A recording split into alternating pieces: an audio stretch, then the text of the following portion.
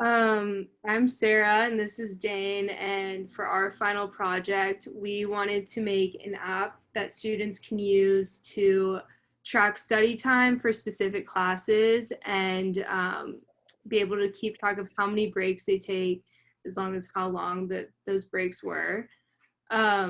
So we actually started this for a midterm project, but it was a lot simpler and we wanted to build upon it for this for the final project.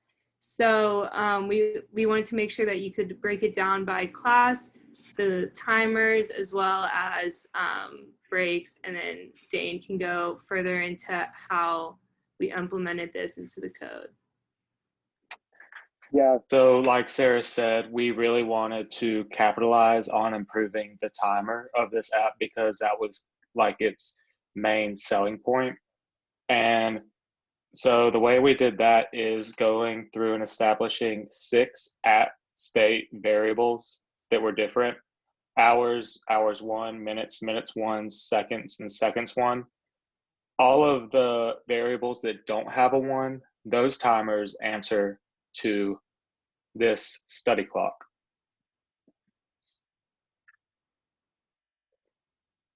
And when you press start, it starts. And the other 3 that have a 1 behind it answer to the break clock. So when you pause the study clock, the break clock starts to count down. And whenever you resume the study clock, the break clock will stop.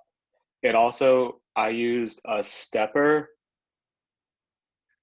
in the bottom to count how many times the pause button was pressed so that you could keep track of how many breaks you've taken.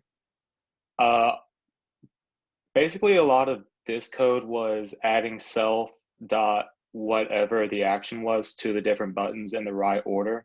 So start timer, start timer one, stop timer one, restart, setting them both back, setting a state for that. Another thing that we implemented was a picker at the top so that you could see which class you're studying for and go to another one if you wanted to. And restarting the clock is really easy, just the backwards button. If you stop, it asks if you're sure you want to stop. Press no, it keeps going. Press yes, and it zeroes out and it starts over. So we just really wanted to build upon the functionality of this because if you remember, our midterm app was a pretty basic timer that couldn't really do a lot. So we really focused on that for the final. And I'm pretty pleased with how it turned out. You can also tap on the subject itself to start the timer. Yeah, And and too, we really improved it, and something that I personally would actually use while studying, and it creates just like a visual way for people to keep track of time management, and I feel like it's pretty useful for students in college or even high school. yeah, I really think that this is something that could be used pretty easily, honestly, across a very wide range of people, from middle schoolers or even elementary students to college kids or adults at work. This will show you how much time you're taking off and how much more you have to go and how often you're taking time off to really demonstrate how much more focus you need to be putting into your work. So yeah, that's pretty much it. You have anything else you want to say, Sarah?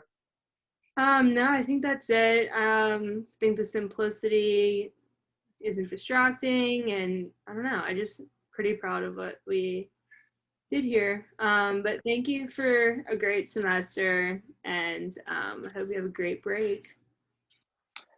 Thanks, Emil.